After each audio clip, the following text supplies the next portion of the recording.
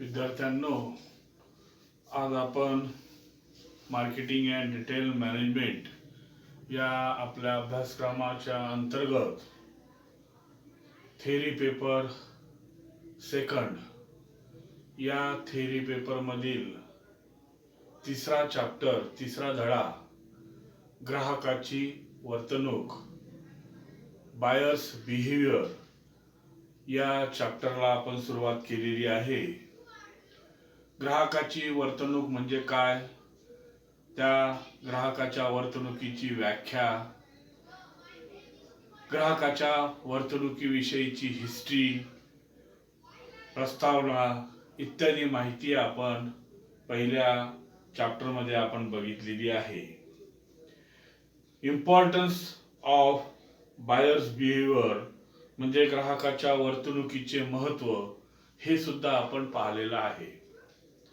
विद्यार्थ्यांनो, आज आपण या तासिकेला ग्राहकांच्या वर्तणुकीला प्रभावित करणारे घटक, ग्राहकांच्या वर्तणुकीला प्रभावित करणारे घटक याविषयीची माहिती आपण पाहणार आहोत. याविषयीचा अभ्यास आज आपल्याला करायचा आहे. विद्यार्थ्यांनो, बायर्स बिहेवियर म्हणजे ग्राहकांची जी वर्तणूक आहे ही ग्राहक खरेदी करत असताना, खरेदी करते वेळेस त्याची जी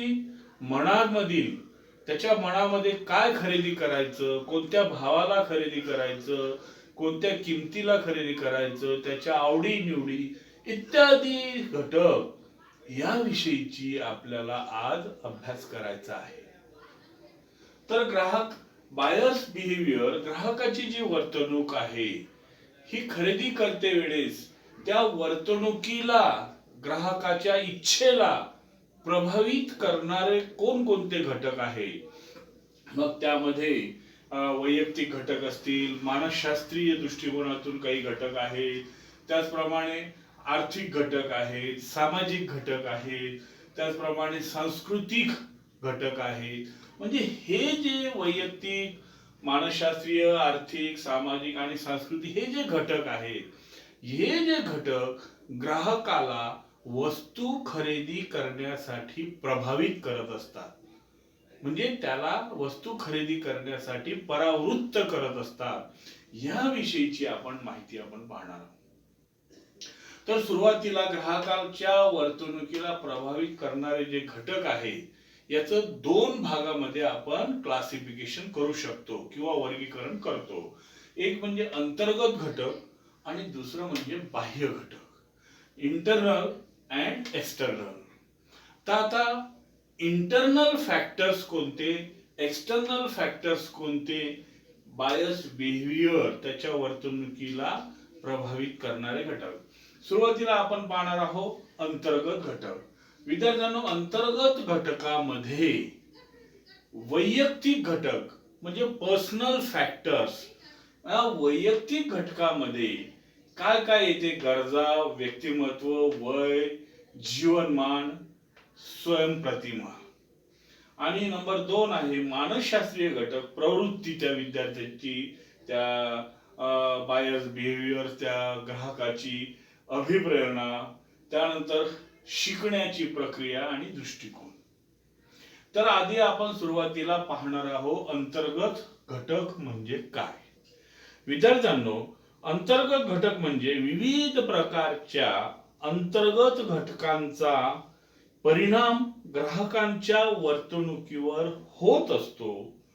त्याचे प्रामुख्याने वैयक्तिक घटक व मानसशास्त्रीय घटक अशा दोन प्रकारामध्ये त्याचं रूपांतरण होत असते.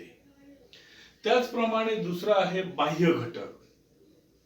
बाह्य घटक म्हणजे की ग्राहक वर्तणुकीवर त्याच्या व्यक्तिगत घटकाचा बराच असा प्रभाव पडत असतो आणि ज्यामुळे वर्तणुकीच्या वेगवेगळ्या बदल होत असल्याचे सातत्याने दिसून येते. त्याची जी वर्तणूक आहे ग्राहकाची ही सतत वेगवेगळ्या प्रकारे बदल होत असल्याचे आपल्याला दिसून येते. या सर्व घटकाचे विश्लेषण आपल्याला या चॅप्टर मध्ये या ठिकाणी करायचं आहे, अंतर्गत घटक आणि बाह्य घटकाचं. तर विद्यार्थ्यांनो, ग्राहकांच्या ज्या गरजा आहेत, ह्या ग्राहकांच्या गरजा, एखाद्या वस्तूची ग्राहकाला किती गरज भासते, एखादी वस्तू जी आहे जेव्हा तो खरेदी करायला जातो त्या वस्तूची त्या ग्राहकाला किती गरज भासते व त्याची त्यास किती उपयोगिता निर्माण होते, याचा परिणाम ग्राहकाच्या वर्तणुकीवर होत असतो. आणि म्हणून त्या ठिकाणी त्या ग्राहकाच्या ज्या गरजा आहेत, ह्या गरजा ग्राहकाच्या त्या काळानुसार, वेळेनुसार ह्या बदलत असतात. त्यानंतर त्या ग्राहकाचं जे व्यक्तिमत्व आहे, गरजा जशा आहेत त्याचप्रमाणे त्याचं जे व्यक्तिमत्व आहे, जेव्हा ग्राहक एखादी वस्तू खरेदी करण्यासाठी बाजारात जातो, जेव्हा ग्राहक एखादी वस्तू खरेदी करण्यासाठी जेव्हा बाजारात जातो, त्यावेळी वस्तूतील असलेली उपयोगिता या पूर्णपणे त्यांच्या व्यक्तिमत्वावर अवलंबून असते. त्यांच्या याच वर्तणुकीचा व्यावसायिकाला अभ्यास करणे फार आवश्यक असते. त्याचप्रमाणे ग्राहकांचे जे वय आणि जीवनशैली आहे, ही वय आणि जीवनशैली बाजारातील प्रत्येक वस्तू ही वेगवेगळ्या वयोगटातील व्यक्तींच्या गरजा पूर्ण करण्याच्या दृष्टीने केलेल्या असतात व प्रत्येकाची जीवनशैली ही भिन्न भिन्न स्वरूपाची असते. त्यामुळेच वयाचा आणि जीवनशैलीचा मोठा प्रभाव हा ग्राहकांच्या वर्तणुकीवर होत असताना आपल्याला दिसून येतो. त्याचप्रमाणे नेक्स्ट आहे स्वयंप्रतिमा. विद्यार्थ्यांनो, ग्राहक खरेदी करत असते वेळी आपल्या स्वतःच्या प्रतिमेची अत्यंत काळजी घेत असतो आणि त्याने स्वतःची प्रतिमा स्वतःच्याच मनामध्ये बनवलेली असते. त्यामुळे प्रत्येक वस्तू खरेदी करण्या अगोदर त्या वस्तूची किंमत किती आहे, त्या वस्तूचा ब्रँड काय आहे, त्या वस्तू कोणत्या प्रकारचे ग्राहक अधिक वापरतात, या सर्व बाबींचा विचार त्याने आधी केलेला असतो. म्हणून ग्राहकाच्या वर्तणुकीवर प्रभाव करणारा हा महत्वाचा घटक म्हणून याकडे पाहिले जाते. स्वतःची प्रतिमा म्हणजे ग्राहक घरातून बाहेर बाजारात खरेदीसाठी जात असताना तो आपली प्रतिमा काय आहे, आपल्याला कोणत्या प्रतीचा माल खरेदी करायचा, याविषयीचं संपूर्ण त्याचं मन तयार झालेलं असते. त्यानंतर आहे मानसशास्त्रीय घटक. मानसशास्त्रीय घटक म्हणजे शास्त्रीय दृष्टिकोनातून सायकोलॉजिकल, त्या खरेदी करण्यात येणाऱ्या ज्या वस्तू आहेत, ही त्या मानसशास्त्रीय दृष्टिकोनातून प्रवृत्ती असेल, अभिप्रेरणा आहे, शिकण्याची प्रक्रिया आहे आणि दृष्टिकोन, ह्या गोष्टी त्या अंतर्गत मानसशास्त्रीय दृष्टिकोनाच्या अंतर्गत येतात. तर ग्राहकांची वर्तणूक ही एक मानसशास्त्रीय क्रिया असल्यामुळे या घटकाचा अभ्यास करणे अनिवार्य ठरते. आणि म्हणून यामधील काही जे घटक आहे, पहिली आहे प्रवृत्ती. विद्यार्थ्यांनो, सामाजिक समाजाची प्रवृत्ती विशेषतः अशी वृत्ती असते की जी वस्तू आपल्याला आवडेल, परवडेल अशीच वस्तू खरेदी करण्यासाठी आतुरलेली असते. आपल्या परिस्थितीनुसार ग्राहकांच्या क्रय वर्तनावर या बाबींचा परिणाम झालेला दिसून येतो. त्यानंतर दुसरी आहे अभिप्रेरणा. ग्राहक जेव्हा एखादी वस्तू खरेदी करीत असतो तेव्हा त्यास कोणत्या व कोणत्या व्यक्तीकडून त्या वस्तू खरेदीची प्रेरणा मिळालेली असते. त्यातूनच ग्राहक आपणही ही वस्तू वापरावी असा विचार करून वर्तन करीत असतो. कोणीतरी ती वस्तू खरेदी केलेली असते, त्याच्याकडून ती प्रेरणा त्याला मिळालेली असते. काही वेळा ग्राहकांची वर्तणूक ही नकारात्मक होते, तर काही वेळा सकारात्मक वर्तणूक दिसून येते. या विविध वर्तणुकीचे कारण केवळ अभिप्रेरणाच समजू शकते. यानंतर आहे शिकण्याची प्रक्रिया. शिकण्याच्या क्रियेमुळे ग्राहकांच्या वर्तणुकीत बदल होत असतो आणि त्याचे परिणाम त्याच्या वर्तणुकीवर होत असतात. यानंतर आहे दृष्टिकोन. दृष्टिकोनाचा अर्थ ग्राहकाचा वस्तूकडे पाहण्याचा दृष्टिकोन असा असेल तशाच प्रकारची वर्तणूक ग्राहक करीत असतो. जेव्हा ग्राहकास वस्तूची खरेदी करावयाची असते त्यावेळी ग्राहक आपल्या दृष्टिकोनातून कोणती वस्तू चांगली व कोणती वाईट किंवा कमी दर्जाची असे ठरवित असतो आणि त्यानंतरच वस्तूची खरेदी करत. शिकण्याच्या क्रियेतूनच ग्राहकाचा दृष्टिकोन हा बदलत असतो. ग्राहकांची खरेदी विशिष्ट वस्तू किंवा सेवा या धारणेतून होत असते. आता ह्यानंतर हे अंतर्गत घटक झाल्यानंतर आता आपण पाहणार आहोत ग्राहकाच्या वर्तणुकीला प्रभावित करणारे जे बाह्य घटक आहे. त्यामध्ये नंबर 1 आहे आर्थिक घटक. तर प्रभावित करणारे जे आर्थिक घटक आहे, पैशाचे घटक आहे, त्यामध्ये पहिला आहे एकूण उत्पन्न.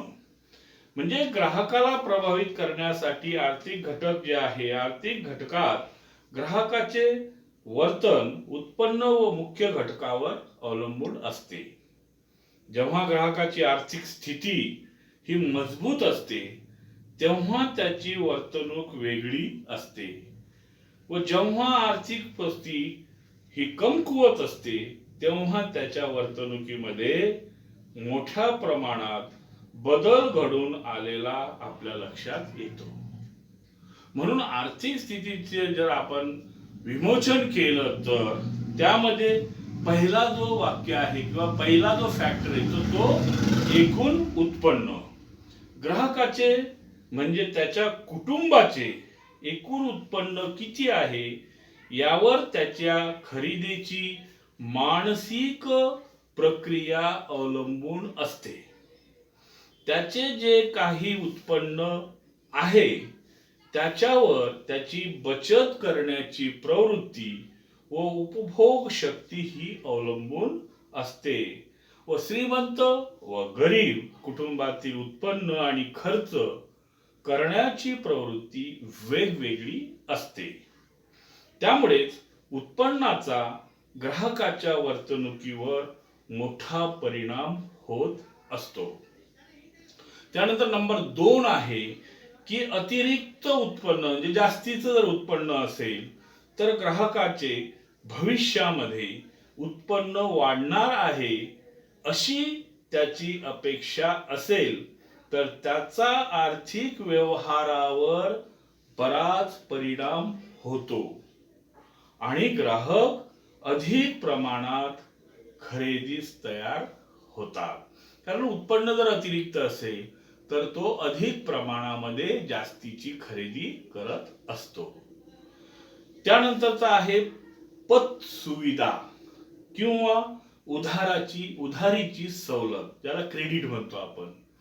तर ही जी उधारीची सवलत आहे ग्राहकाच्या वर्तणुकीवर उधारीची सवलत फार मोठा परिणाम करते. जर विक्रेता उधार वस्तू देत नसेल तर ग्राहक संख्या मंदावते आणि खरेदी प्रक्रियेवर त्याच्या मर्यादा पडतात. म्हणूनच उधारीची सवलत खरेदीचे व्यवहार प्रभावित करणारा हा एक महत्वपूर्ण घटक आहे.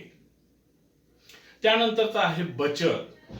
ग्राहकांच्या बचत हा घटक त्यांच्या क्रय वर्तनावर परिणाम करत असतो. बचत प्रवृत्ती कमी असेल तर खरेदीचे प्रमाण हे जास्त असते.